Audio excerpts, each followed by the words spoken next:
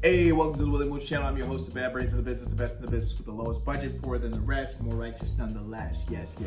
One Piece, chapter 1097, Unsolicited Thoughts. Here they are. All right, so 8 years after the God Valley incident where Kuma was forced to fight for his freedom, he is now a clergyman in the Sorbet kingdom at the very young age of 17. And according to the residents there is a growing elderly population. I think this is due to the younger people being shipped off into slavery, maybe. I'm not 100% sure. Oda has not clarified here. Either way, this old folks community have ailments, and Kuma is pushing their pain out with his new power of the Paw no Mi, yes, and in his job as a clergyman within the church. He does this for the community on a weekly basis, and some of them are getting greedy, according to Ginny. They want more treatment, essentially. Ginny cusses them out and pushes them out of the church, and Ginny further scolds these folks for not having paid Kuma any money, so they're freeloading old geezers, a bunch of freeloading old bags, and they reveal that they're broke due to the fact that they've been paying the celestial tribute, which is essentially, I believe, the tribute that's paid to the celestial dragons. Yes. And so the Sorbet kingdom also has no social security system, we're learning, and King Bakori, I believe his name is, continues to force this tribute on his elderly population like a scumbag bastard that he is. And even in their old age, the work has become much harder for them. And yeah, not a great plan, King Bakori. Not a great plan. So yeah, he's a tyrant. And as the elders of this community leave the church, we see that there's a massive pain bubble formed in the center of the church. Essentially, what we learn is that when Kuma pushes out the pain from people that he's removing the pain from, that pain must be absorbed by someone, and that someone has been Kuma all along. So Kuma thrusts his arms into the pain bubble and lets out violent cries before collapsing to the ground, while Ginny is tucked in the corner, just crying. Really a horrific scene for what Kuma has to go through and what Ginny has to witness as a friend and potential future lover of Kuma. According to Kuma, the pain by the pauper food must be removed in this sort of way, and or else it will return to the originator. And I guess that's what we're learning about this fruit.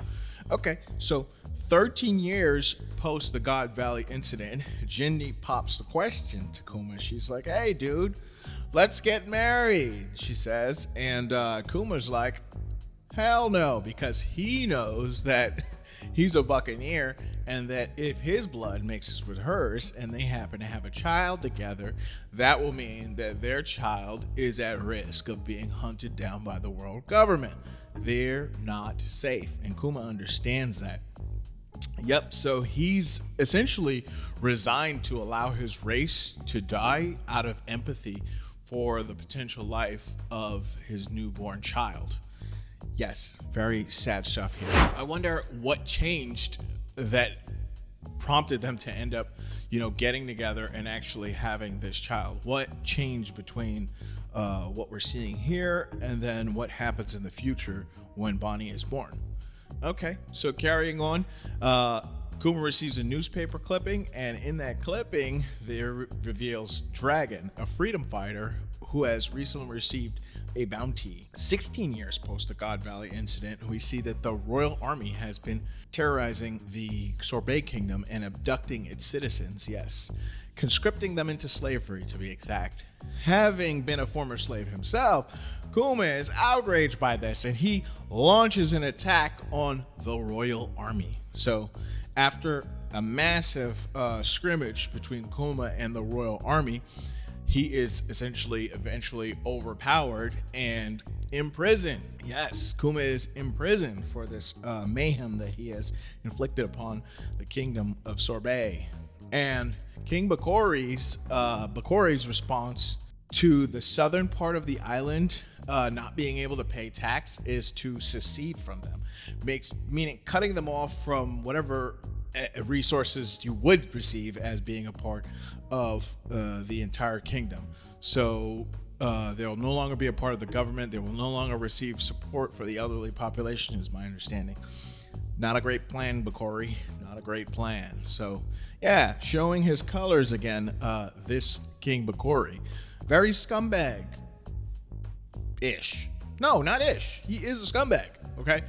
In jail, Kuma is joined by Ginny and the rest of the fisherman crew from earlier in this chapter as they rioted against the royal army as well when they were attempting to free Kuma from the fate that he had received, which is jail time, and they ended up in jail themselves. So Kuma takes this time to warn Ginny that starting a rebellion against the royal army and the Sorbet kingdom will essentially lead to a collision course with the world government.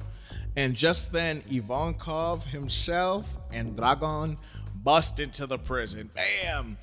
It seems Ivankov has recommended Kuma as a new member of the Revolutionary Army. They're not known as the Revolutionary Army yet here, but he has recommended him.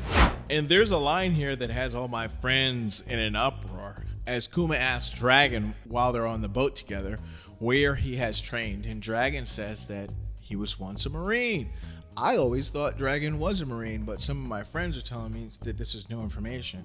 So let me know if you feel the same, if this was new information to you, or if you had some idea that Dragon was a Marine. I don't know where I got this information from, but it was always in the back of my head that Dragon was a Marine. It's probably his direct association with Garp being his father. I always thought, okay, he defected from the Marines. And just like that, Ginny and Kuma are now revolutionary freedom fighters, but they largely work as paid mercenaries for countries that are in rebellion. 8 years later, Ginny is now the captain of the Revolutionary Army Eastern Forces, and she is captured by the world government, I presume. Dragon receives this information, and you can see that he is sweating back on the Baltigo base as he tries to keep things together. So that's the chapter. That's all I got for you. Hope you enjoyed it as much as I did. Give us a like and subscribe if you like what we dizzle. And peace. Big up to my main man, Go Roger. He made it cool for Joy Boy to come through and dance. Nolan sparked the lie. It came true though. Who would have thought a city float up in the sky?